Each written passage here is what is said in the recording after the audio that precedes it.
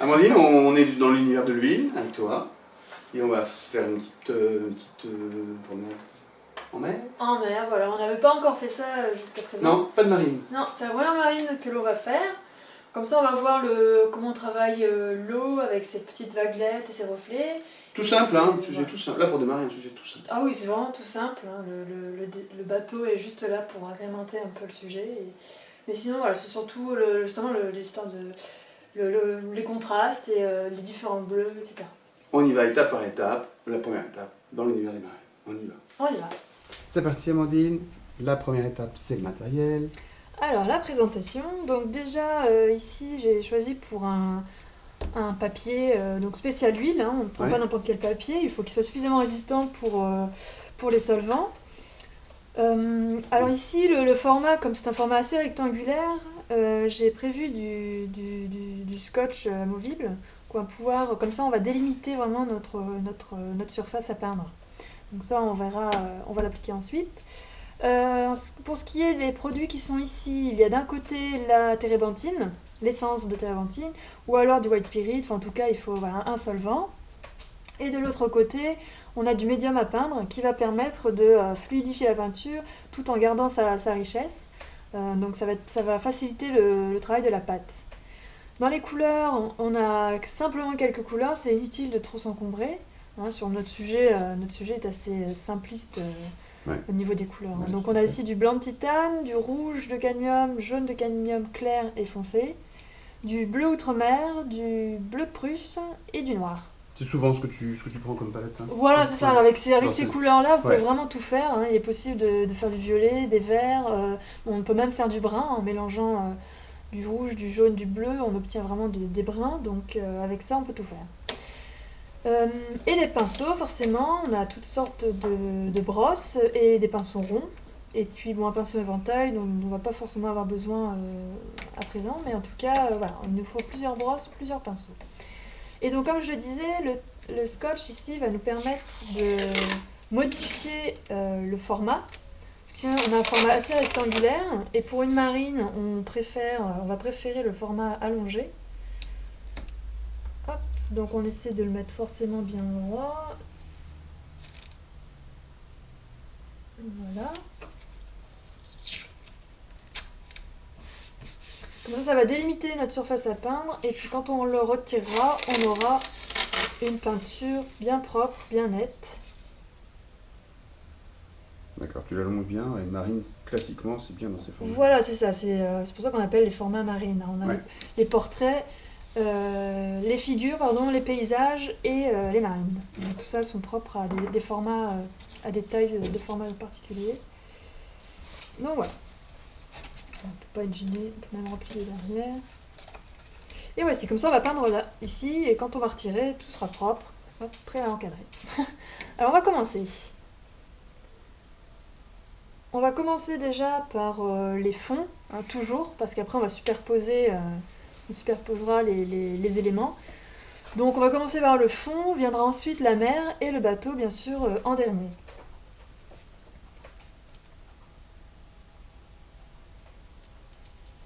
Alors pour représenter un ciel, alors comme on ne vit pas dans un dessin animé, on l'alimente toujours d'une nuance de jaune, enfin selon l'heure de la journée, selon la saison, les teintes changent, mais en tout cas on n'utilise pas seulement du blanc et du bleu.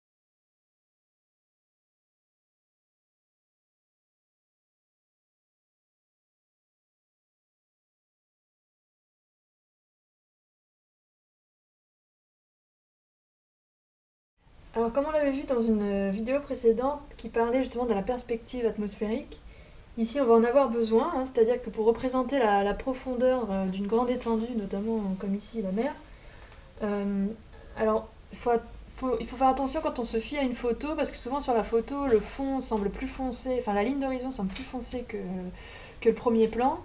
Mais selon la perspective atmosphérique, pour arriver à représenter cette profondeur en peinture, il faut toujours que la ligne du fond soit plus claire ou alors plus froide. C'est-à-dire que soit c'est une différence entre l'éclaircie du fond et le premier plan qui va être beaucoup plus foncé, ou alors une histoire du premier plan qui va être plus chaud et le dernier plan qui va être plus froid. C'est le seul moyen pour arriver à créer une profondeur. Sinon, on va avoir une mer ou même un ciel très plat.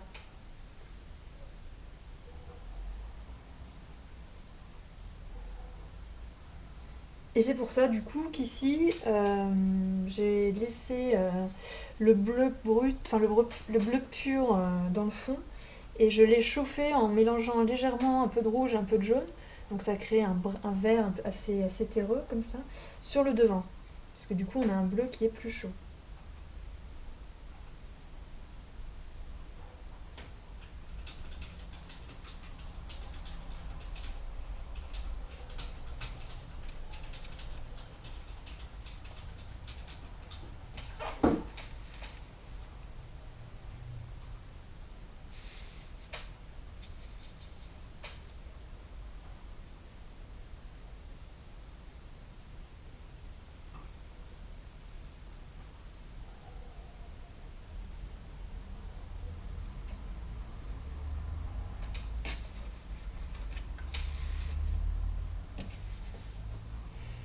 Et puis pour représenter le mouvement de l'eau, en tout cas les petites vaguelettes qu'on peut voir ici sur notre modèle, on va prendre des pinceaux plus fins, donc soit des pinceaux ronds, soit des brosses fines avec des poils bien droits. Et on va travailler avec deux nuances, c'est-à-dire la couleur de l'eau mais en plus foncé. Donc là on a un bleu presque noir, très foncé en tout cas, et un bleu qui est beaucoup plus pâle. Mais qui n'est pas blanc pour autant. Ça va être voilà, un peu plus comme le ciel d'ailleurs, bleu ciel. Enfin, qu'on a utilisé pour créer le ciel.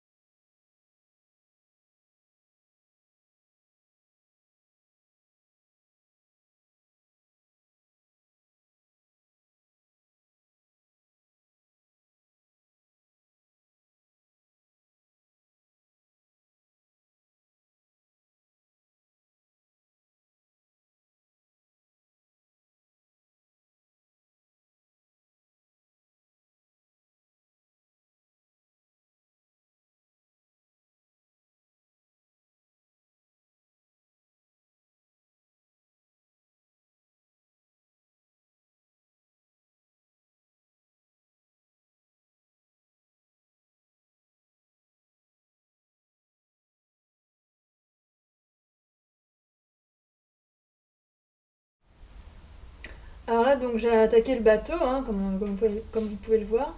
Il est possible de repeindre par-dessus parce que les premières couches, donc pour le ciel et la mer, ont été réalisées avec une pâte très légère que j'avais diluée avec la térébenthine et un peu de médium, ce qui fait qu'elle a eu le temps S'imbiber un peu, de ouais. s'imbiber dans le Ouais, papier et pas de sécher, mais en tout cas de durcir légèrement en tout cas. Et donc là, ouais, je peux remettre une couche par-dessus pour le d'accord. bateau.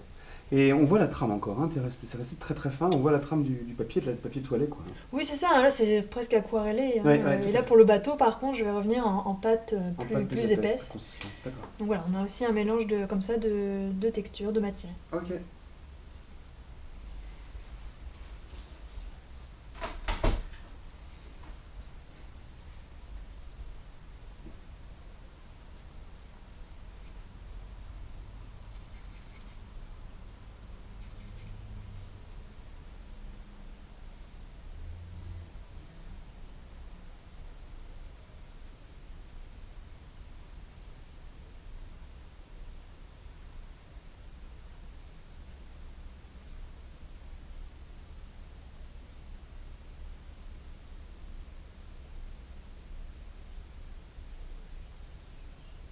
Alors pour liquéfier la pâte, pour vraiment l'amaigrir et comme au début, pour donner ce côté aquarellé, on utilise seulement l'essence.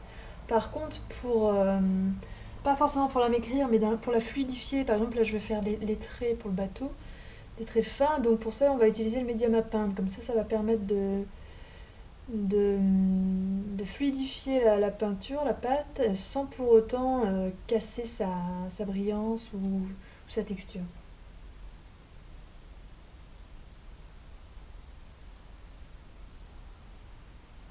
Alors le mieux c'est de prendre un pinceau très très fin pour faire des détails forcément très fins.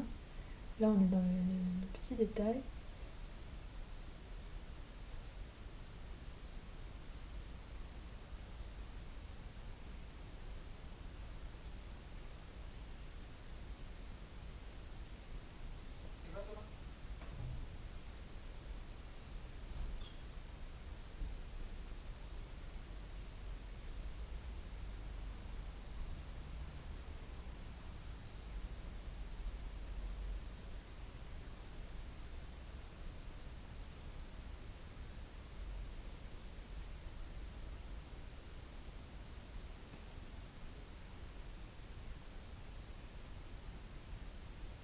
Alors je mets d'abord tous les blancs, enfin, toutes les nuances de blanc. Et ensuite, je reviendrai avec toujours un pinceau très très fin. Et là, on fera les détails qui sont plus foncés, bleu, noir et les variantes.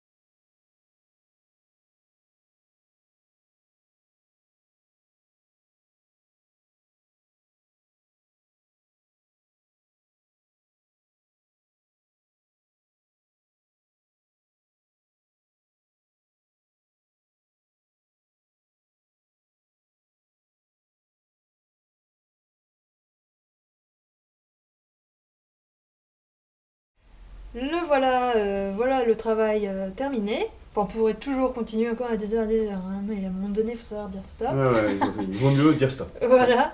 Alors maintenant, voilà l'étape cruciale où on peut enlever le scotch. Alors il faut le faire délicatement. C'est un moment que j'adore. Voilà, par exemple, là. Hop. Je rate une fois sur deux. Donc c'est pour ça qu'il faut avoir le bon support, voilà. Et aller délicatement, essayer de le faire le plus à l'horizontale possible. C'est l'amorce qui est difficile des fois, qui permet d'arracher. Après c'est bon quand c'est parti. Voilà, et puis... Normalement, ouais, c'est top, regarde ça. Hop. Voilà.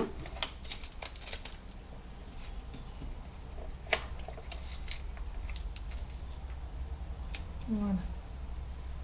Ah, c'est super. Cool. On dirait que le bateau se détache Et voilà. du truc. C'est incroyable. Super. Et là, on a un beau tableau qui est déjà propre et prêt à être encadré. Exact.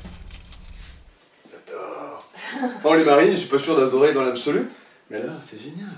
Bah, là, disons que voilà, on voit que c'est un travail qui est réalisé assez simplement, on va dire, au niveau du sujet. C'est juste un ciel, de l'eau avec quelques vaguelettes, et puis un petit bateau qu'on a rajouté dans le coin. Le bateau, vous l'avez vu, vous le regardez, il se détache. Tout à l'heure, je le regardais, j'avais l'impression que tu avais recollé un truc dessus. Non, super. Voilà, après si on regarde de près, on voit bien les traces de pinceau, tout ça, mais ce qui rend cet effet-là, justement, comme tu dis, un peu très réaliste, c'est justement parce qu'il faut arriver à maîtriser les éléments qui rendent réaliste. Donc là, on est dans les contrastes, c'est-à-dire qu'on a su, et dans les bons reflets. C'est-à-dire que le fait d'avoir mis les reflets blancs, magique, j'adore. Ça crée tout le réalisme aussi. Le fait d'avoir mis des vaguelettes au premier plan et d'avoir estompé jusqu'à les supprimer carrément dans le fond, ça c'est aussi le côté réaliste. Et le fait d'avoir dégradé du plus foncé au plus clair, aussi bien pour l'eau que pour le ciel, là on a du coup l'effet de profondeur. Donc ces éléments-là réalistes créent cet effet réaliste. Ah oui, il y a un truc. Il y a ce petit machin, ce petit nuage oui. rose là, qui est super, j'ai remarqué, mais waouh. Et bon, c'est toujours, souvent, et dans le cas présent, plus beau ce que fait Amandine que l'original. Je trouve ça génial. Et puis c'est accessible, c'est-à-dire voilà, vous pouvez y arriver. Vous suivez ses conseils, vous suivez ses gestes. Merci beaucoup. Merci. Vous avez le modèle, vous avez la photo d'origine, vous avez le résultat. À vous-même.